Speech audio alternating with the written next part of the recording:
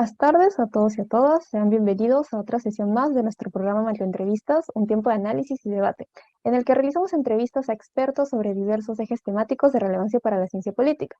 Mi nombre es Beatriz Vázquez y estaré a cargo de conducir esta cuarta entrevista en la que trataremos el eje de relaciones internacionales y el tema de la situación de la crisis migratoria en América y el mundo. Para ello, tenemos el gusto de contar con la presencia de Cristina Oyarzo, quien es doctora en Historia por la Pontificia Universidad Católica de Valparaíso. Asimismo, ha realizado postdoctorado en el Instituto de Investigaciones Arqueológicas y Museo de la Universidad Católica del Norte y en el Instituto de Estudios Avanzados de la Universidad de Santiago de Chile. Asimismo, ha publicado varios artículos y libros.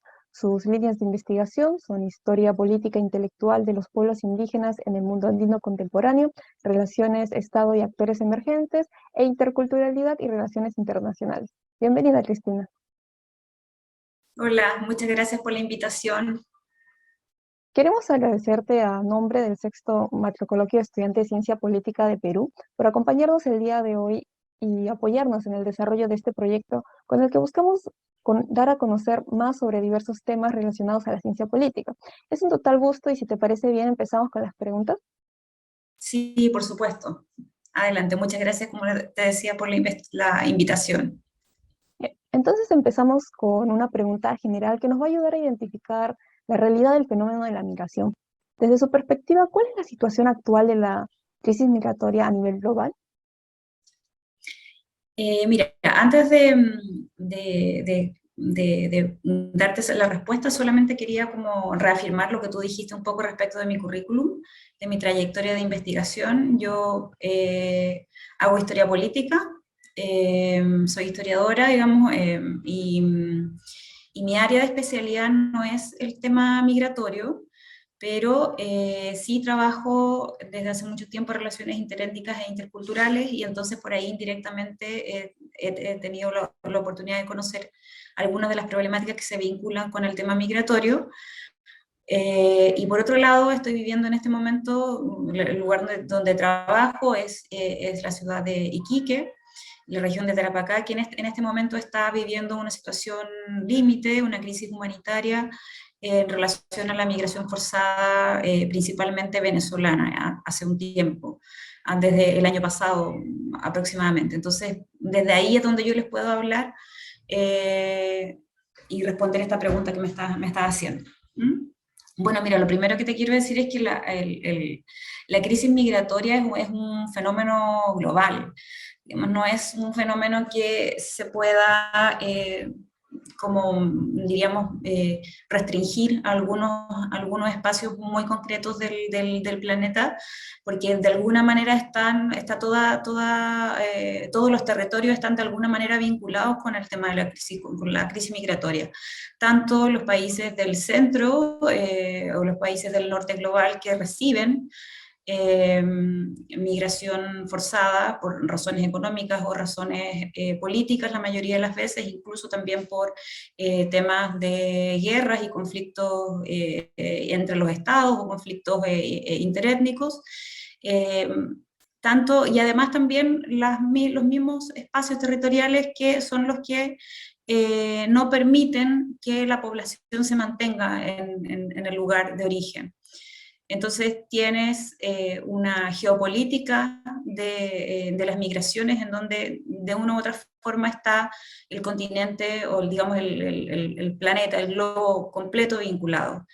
Para el caso de América Latina, tenemos una crisis migratoria hace ya varios años, sobre todo es una crisis movilizada por temas económicos. Sí, está el caso de Haití, desde los múltiples desastres ecológicos, perdón, de desastres naturales, además de las dificultades del Estado. Y después tenemos también el tema de Venezuela, que ha implicado una movilización, es la movilización de personas más grande después de la de Siria, de desplazamiento forzado. O sea, habla de a lo menos 5 millones de venezolanos y venezolanas que han tenido que salir de su territorio de origen para buscar mejores condiciones de vida. Entonces, Eso sumado a los problemas que tienen que ver con el cambio climático y los problemas que tienen que ver con la pandemia, hace que efectivamente estemos ante un problema de muy difícil resolución, que genera muchos conflictos y que requiere una mirada, yo diría que un cambio de perspectiva, requiere repensar la noción de fronteras, repensar la noción de Estado nacional, poner en cuestión la manera en que hemos estado pensando y construyendo los Estados nacionales en la mayor parte del globo, y tratar de pensar aquello en la movilidad humana de cara al siglo XXI. ¿Sí? Entonces, eh, ante una crisis que nos afecta a todos, es necesario, sobre todo, intentar repensar las categorías, yo diría, fundamentalmente. ¿Y cómo usted consideraría que se está dando la situación de la migración en su país? Bueno, te comentaba entonces hace un poquito rato que yo vivo en la zona norte de Chile. Trabajo específicamente en un instituto de estudios internacionales que trabaja hace mucho tiempo, tiene una larga trayectoria en los estudios transfronterizos. Y eso sirvió un poco para poder estar pensando el tema de la crisis migratoria desde un punto de vista más académico, pero el momento en el que yo llegué a la ciudad, que fue hace pocos meses, coincidió con un, un hecho que conmocionó a la ciudad y conmocionó al país también, eh, a partir de un desalojo de una población migrante boliviana que estaba, perdón, venezolana, que estaba en una plaza pública viviendo en la calle. Hay una cantidad enorme de población venezolana que cruza por un paso no habilitado, que está en el altiplano a más de 4.000 metros de altura. La mayoría de la población viene viajando a pie desde Venezuela, cruzando por distintos países, llega a La Paz, en Bolivia, y cruza desde el paso de Colchane. Esta población llega a la ciudad de Iquique. Estamos hablando de familias completas, madres, niños, personas de la tercera edad, y es población flotante acá en la ciudad de Iquique, que en la mayoría de los casos intenta viajar, llegar como destino final a Santiago, que es la ciudad, la capital de Chile, que está a muchos kilómetros de acá, digamos, de la zona norte. Nosotros estamos en la zona norte del país. Y hace un mes, más o menos, un mes y medio, lo que ocurrió fue que hubo un desalojo ordenado por las autoridades del gobierno central, eh, y la población migrante tuvo que volver, o sea, estar en las calles. Estaba, digamos, como en carpas, viviendo en la calle, pero en carpas. Y luego de eso se armaron dos marchas, se convocaron a dos marchas antimigrantes que han sido súper retomadas o replicadas en la prensa internacional, porque hubo unos ataques xenófobos a población venezolana, y una de las imágenes icónicas del asunto fue la quema de las pertenencias de los migrantes, entre ellos un coche de bebé y demás cosas. Eh, entonces en Chile el tema está súper complejo, súper complicado. Yo sé que en Perú también hay mucha migración venezolana. Estamos más o menos en las mismas cifras, ¿ah? Eh, y la forma en que ha enfrentado el Estado la situación ha sido absolutamente negligente, diría por lo menos. Hay una política migratoria absolutamente inadecuada y muy restrictiva, que no permite el respeto mínimo de los tratados internacionales ni de los derechos humanos de la población migrante en este momento, y eso de alguna manera ha incidido en que se produzcan o que se exacerben los discursos racistas y xenófobos. En este momento estamos además candidatura de extrema derecha, que se sostiene, bastantes de sus argumentos se sostiene sobre esta forma de comprender la migración como un problema que tiene que ser eliminado de manera no de acuerdo a los estándares mínimos de derechos humanos. Eh, y la situación, como te digo, es súper compleja en Chile y es súper compleja también en regiones. En la región, en la zona norte, en el paso de Colchane, que es el paso no habilitado porque las fronteras están cerradas por pandemia, hay una población, la población predominante de esa zona, ya no como chileno, y la población aymara se ha visto también muy afectada por este flujo muy masivo de población que no tiene acceso a agua, que no tiene acceso a comida, no tiene acceso a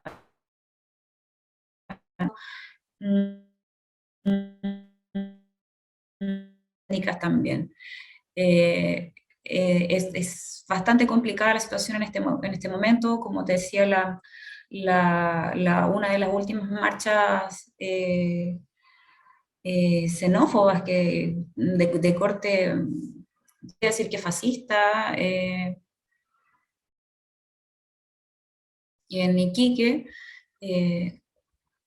tenía una mezcla bastante extraña entre discursos racistas y discursos que tenían que ver con el mal manejo del Estado, en donde aparecían, por ejemplo, banderas de pueblos originarios, que en este caso en particular tiene que ver con el pueblo aymara que está siendo afectado por la población desesperada que está llegando desde fuera sin ninguna condición.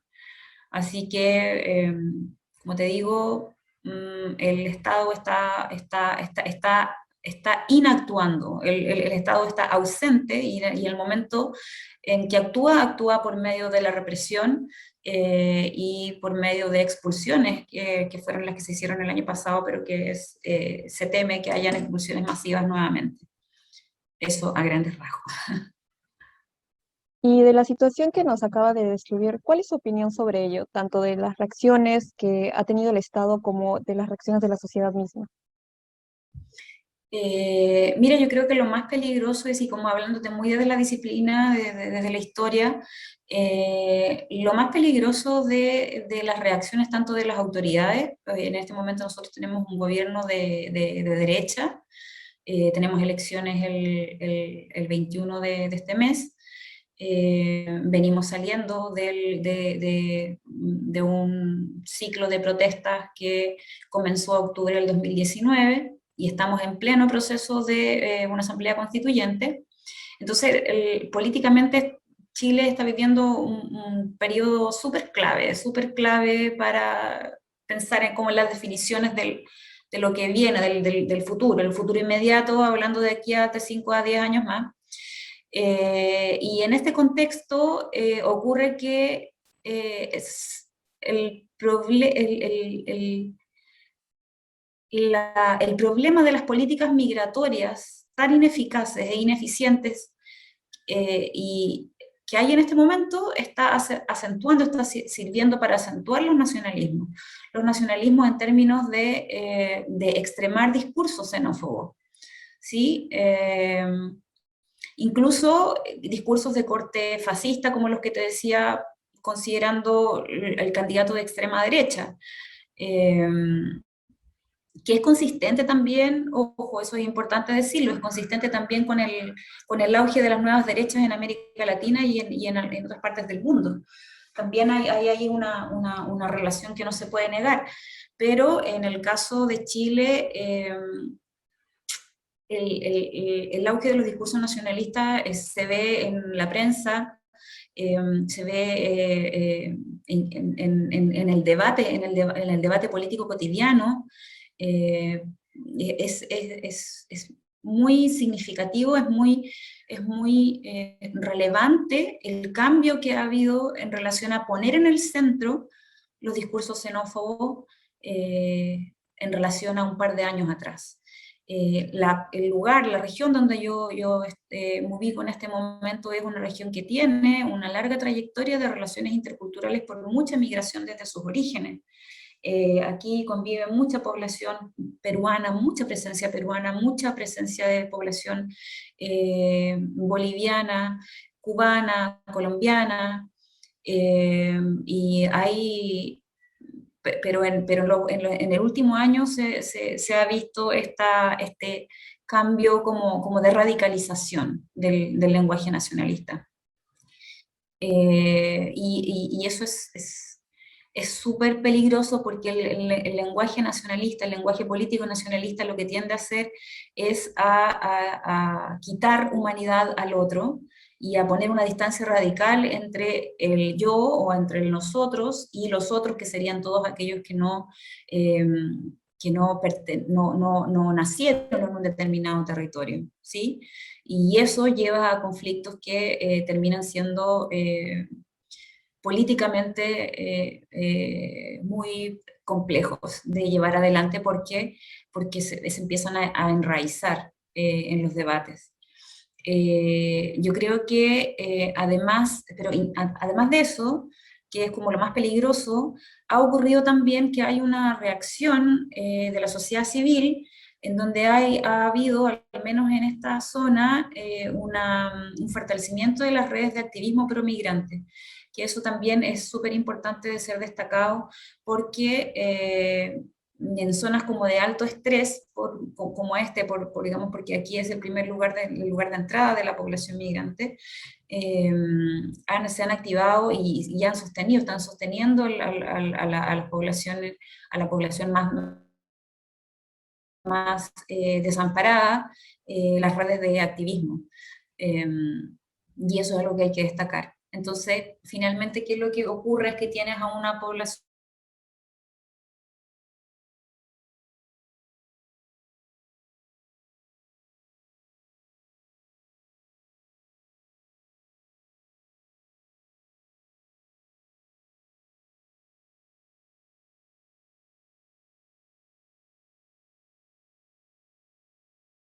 aún más sus discursos con las nuevas derechas y los nacionalismos. Eh, eso, más o menos. Ahora nos interesa conocer sobre las políticas migratorias y su relación con los derechos humanos. Desde su perspectiva, ¿en qué medida el carácter de las políticas migratorias puede representar o no una afectación a los derechos humanos? De todas maneras, las políticas migratorias pueden afectar los derechos humanos o pueden protegerlos también. O sea, dependiendo del tipo de política, es lo que va a ocurrir con el tema de derechos humanos. O sea, una política como la política chilena afecta desde los derechos de libre circulación hasta los derechos económicos y sociales. Estamos hablando de derechos de educación, derechos a salud. eh, y el problema es que las crisis económicas y las crisis políticas, que de alguna manera están vinculadas con el desarrollo propio del capitalismo, en su fase neoliberal, pero es el capitalismo, bueno, la estructura, digamos, eh, hacen que el desplazamiento de las poblaciones sea una constante y las crisis económicas hacen que esto se acentúe, ¿sí? Las poblaciones siempre se han movilizado. En el caso por ejemplo, de la zona fronteriza de Bolivia con Chile, lo que solemos hablar como la frontera aymara, el desplazamiento de la población a un lado y otro de la frontera es habitual, es histórico y ha sido así desde siempre, desde antes de la formación del Estado Nacional, antes de la República, porque las comunidades políticas aymaras han tenido un control del territorio eh, por pisos ecológicos, entonces han circulado habitualmente desde la costa hasta el altiplano. Eh, entonces ese es el Estado nacional pensado desde el siglo XIX, el que impone fronteras como límites cerrados, como, como una forma de demarcación en donde separas a un tipo de población de otra, y desde ahí montas todo el mito del Estado nacional con una historia, supuestamente con una historia común, con una supuesta o un supuesto lenguaje común, con un supuesto pacto social y político que va a permitir la consolidación de la comunidad imaginada, si lo queremos pensar en clave de Anderson. Eh, pero el problema es que las comunidades políticas o la humanidad, para decirlo en términos mucho más amplios de lo que puede implicar la idea que tenemos de Estado nacional, no tiene que ver con la frontera.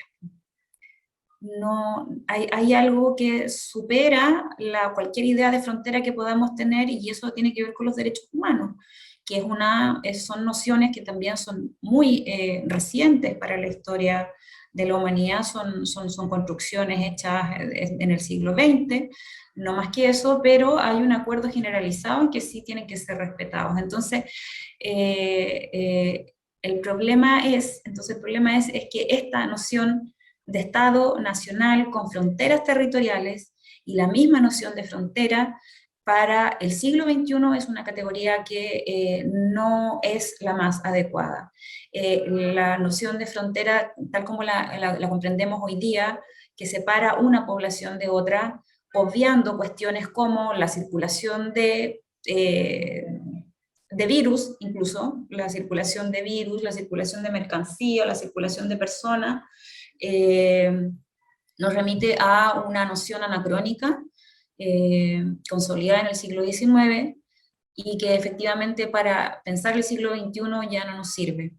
Entonces, me parece que la reflexión sobre las migraciones y los derechos humanos es fundamental, relacionarla con una reflexión profunda sobre lo político y sobre la forma en que inventamos nuevos conceptos para imaginar el mundo en el que estamos viviendo hoy día.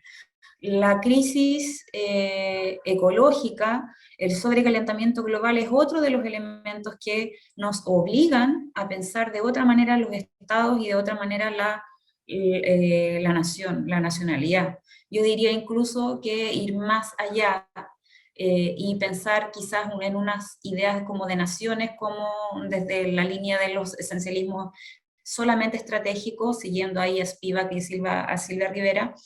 Entonces tendríamos que pensar en unos nacionalismos estratégicos, aquí pensando en los pueblos originarios, ¿no? Pero con una política antinacionalista, me parece, para poder pensar el siglo XXI. Y desde su perspectiva, ¿qué rol deberían asumir los estados frente a las crisis migratorias que los afectan tanto directa como indirectamente? El rol del Estado es fundamental, es como te lo decía hace un rato, es fundamental, el Estado no puede obviar una situación que lo atraviesa tanto en términos económicos como en términos sociales y en términos políticos. No puede haber, digamos, tiene que enfrentar esta situación. Ahora, como estamos en un problema con la noción de Estado, quizás ahí está como el desajuste, ¿no? Que no es solo el Estado, es decir, el Estado tiene, a mí me parece, en mi opinión, que el Estado tiene un rol fundamental, pero no es un rol excluyente. Aquí quisiera detenerme un poco en el rol que me parece que tiene la sociedad civil para enfrentar este problema, el de la crisis migratoria. La sociedad civil tiene una capacidad de captar, de comprender ciertas problemáticas y ciertas sensibilidades antes por ejemplo, de cómo los comprenden los partidos, que estarían más o menos en el medio, y de cómo los comprende el Estado, siguiendo a Cohen y Arato, por ejemplo. Entonces, la sociedad civil es como una especie de receptor de sensibilidades. y la sociedad civil formada por organizaciones más formales o menos formales, movimientos sociales, incluso la universidad, me parece que tienen la capacidad de comprender que estamos en un mundo que se está transformando y que las estructuras institucionales con las que estamos funcionando no sirven o tienen que ser modificadas de acuerdo a las necesidades y los desafíos que nos presenta el futuro. Entonces, yo diría, quisiera destacar sobre todo el rol de la sociedad civil. Aquí, en una actividad como esta, como la que estamos haciendo ahora, en donde hay una conversación transnacional, una conversación entre estudiantes y académicas, creo que somos todas mujeres acá en este momento, me parece que es este tipo de instancia o este tipo de formas de abordaje del problema son tan importantes como el desarrollo de políticas por parte del Estado, porque el cambio que se requiere para poder enfrentar la crisis migratoria es un cambio cultural, es decir, es un cambio cultural y cultural en el sentido político, ¿no? Si tú lo piensas desde el punto de vista de la historia política, lo cultural siempre tiene una dimensión política. No es una dimensión político-institucional, sino que una dimensión política en el sentido de, lo que, de cómo lo plantea Hannah Arendt, por ejemplo. Entonces, como el problema nos afecta a todos, la solución tiene que ver con todos también, ¿sí? Entonces la sociedad civil aquí tiene un rol fundamental y en particular el rol de las academias también es muy relevante.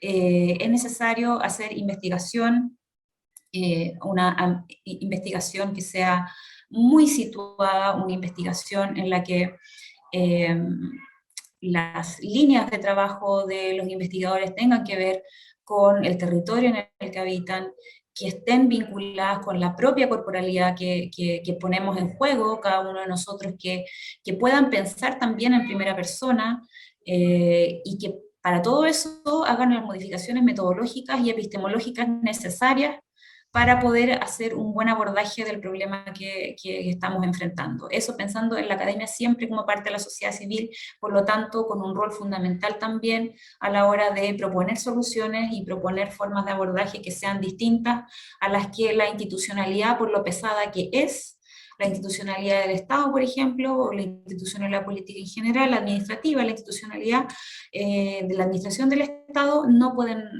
dar respuesta. Entonces aquí la sociedad civil me parece que es tan importante como el Estado. Mm. Bueno, ahora hemos llegado a la última pregunta que va en relación a la situación actual que estamos viviendo de pandemia. Como sabemos, a pesar de la situación del confinamiento social y el distanciamiento que se ha tenido, las migraciones en el mundo han continuado, incluso en algunas zonas se han vuelto más críticas. Entonces, nuestra pregunta va en relación a ello. ¿De qué manera usted considera que la situación de pandemia ha afectado al tema de las migraciones y cuál sería un posible escenario migratorio post pandemia? Mira, por mi disciplina, por la historia, siempre me es muy difícil pensar en un escenario post, digamos, es como pensar en lo que viene, ¿no? Pero sí te puedo decir que es un poco lo que acabas de decir, Beatriz, que a pesar o en contexto de pandemia, las migraciones y la movilidad humana ha continuado. A pesar de los cierres de fronteras, a pesar de todas las barreras que se están poniendo para que la población esté, digamos, enclaustrada en esta idea del Estado Nacional, que era en la que he venido insistiendo majaderamente. En Chile, por este paso no habilitado por Colchane, la migración ha aumentado y está aumentando ahora que hay mejores temperaturas y que es menos riesgoso para la población poder cruzar. Entonces, lo que sí ha ocurrido es que si había un desplazamiento, que el desplazamiento forzado se ha precarizado aún más en condiciones de pandemia, porque como no hay soportes del Estado para hacer frente digamos, no sé, desde el tema del control fronterizo hasta las mínimas condiciones de llegar a la población que se supone que no tiene digamos, como en el contexto del cierre de frontera no debiera estar ingresando a los países, se ha precarizado aún más. Y las condiciones de salud, las condiciones de, ni siquiera hablarte de habitabilidad, o sea, las condiciones son de verdad absolutamente inhumanas en que la población está llegando. Entonces, creo que el tema de la pandemia en relación con la migración nos permite pensar otro de los problemas que tienen que ver con la población que llega en estas condiciones, digamos, empobrecida, con hambre, con niñes, con personas de la tercera edad y que llegan a una ciudad sin ninguna protección de ningún tipo. Y es la gran crisis de los cuidados, que es una de las consecuencias que también tiene que ver con la pandemia. Es decir, más allá de que en pandemia los cuidados han estado, sobre todo en el personal de salud pública, tanto como salud privada, el rol de cuidado sabemos que recae sobre las mujeres y en este caso ha complejizado aún más la situación de las mujeres. Y si se piensa en la población migrante, las más desprotegidas son las mujeres con sus niñas. Mujeres y niñas son las que están con más peligro, porque están con más peligro de enfermarse, con más peligro de tener accidentes, con más peligro además de estar solos viviendo en la calle. Entonces, son las principales cuidadoras y las principales expuestas a todos los peligros de esta falta de medidas de soporte institucional para brindar las mínimas condiciones de vida necesarias. Entonces, no sé, me parece que hay una serie de variables que hay que cruzar para pensar qué ha ocurrido con la pandemia y qué ha ocurrido con los desplazamientos forzados y con la movilidad de las personas en general.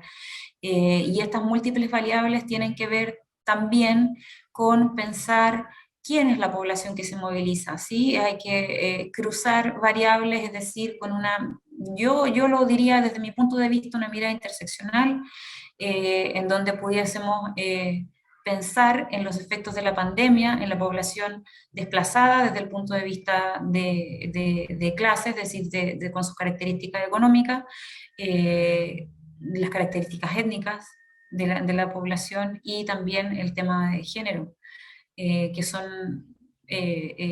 terminan siendo una y otra precariedad superpuesta, yuxtapuesta una sobre otra, que deja a un tipo de población absolutamente vulnerable y precarizada.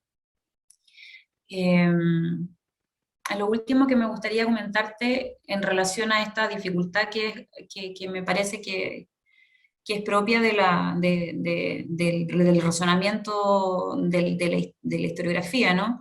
De pensar el futuro, no, digamos, no atreverse como un poco a mirar o a hipotetizar sobre el futuro, que me parece que es razonable. Eh, eh, Quería citar una pequeña parte de un texto, en realidad no citarla, comentarla porque no tengo el texto acá, de Hannah Arendt, que se llama Entre el pasado y el futuro. Esa es una colección de ensayos que ella escribió en la década de los 60.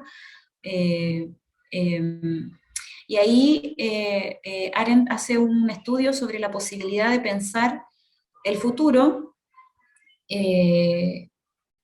o la imposibilidad de pensar el futuro, a través de un estudio que realiza sobre Hegel, Marx y Kierkegaard en el siglo XIX. Lo que plantea Arendt en ese texto es que estas eran las mentes más brillantes de su momento, ¿eh? Así que imagínate la gente común y corriente como nosotros.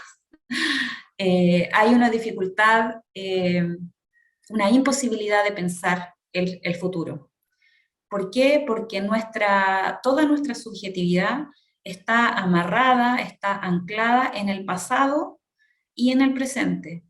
el pasado imprime visiones, imprime percepciones, imprime modos de pensar, modos de vincularse con el mundo, eh, que te hacen ser un sujeto de tu tiempo. En el caso nuestro somos presas del tiempo en el que estamos viviendo, o sea, somos presas de nuestro presente. Y lo único que podemos hacer para intentar pensar qué es lo que viene después es intuir qué es lo que viene, ¿sí? Y ahí dar como, Arendt habla como de intentar dar un salto al vacío, ¿sí? Un salto, hay una suerte de salto. Las mentes más brillantes de su tiempo siempre dan un salto hacia algo que no se entiende muy bien lo que es.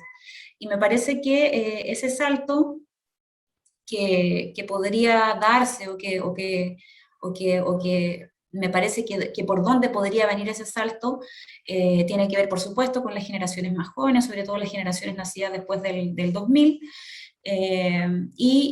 creo que eso tiene que ver con el salto al que nos estaríamos refiriendo sería con atreverse a pensar sobre todo el gran desafío que es el cambio climático, como la gran cuestión de nuestro presente, por lo tanto, de lo que viene en el futuro.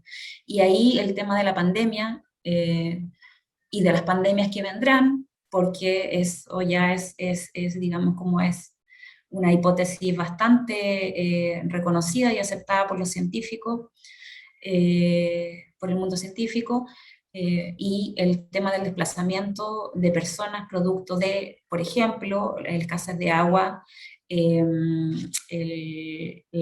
aumento del nivel del mar, eh, etcétera, van a seguir generando conflictos que ni siquiera podemos imaginar. O sea, entonces, las generaciones nacidas después del 2000, que tienen una forma de comprender que están menos amarradas al siglo XX, me parece que pueden hacer ese ejercicio de intentar saltar y tratar de imaginar un futuro en donde las migraciones y la pandemia y un mundo socialmente sostenible y políticamente sostenible sea a lo que aspiremos. Bien, hemos llegado al final de nuestra ronda de preguntas. Muchísimas gracias por sus respuestas. Y antes de despedirnos, no sé si doctora Cristina desearía dar unas palabras a nuestro público en Perú. No, nada más que agradecerles a ustedes por la invitación y decirles que de verdad me parece que la generación que representan es la generación que tiene la oportunidad y que tiene toda la energía para llevar a la práctica los cambios que necesitamos para pensar otro mundo y construir otro mundo finalmente. Así que los felicito y las felicito por su trabajo y espero seguirlos acompañando en todo lo que necesiten. Ha sido un gusto también tenerla aquí en nuestra cuarta entrevista y esperamos contar con usted para otras oportunidades. Muchas gracias.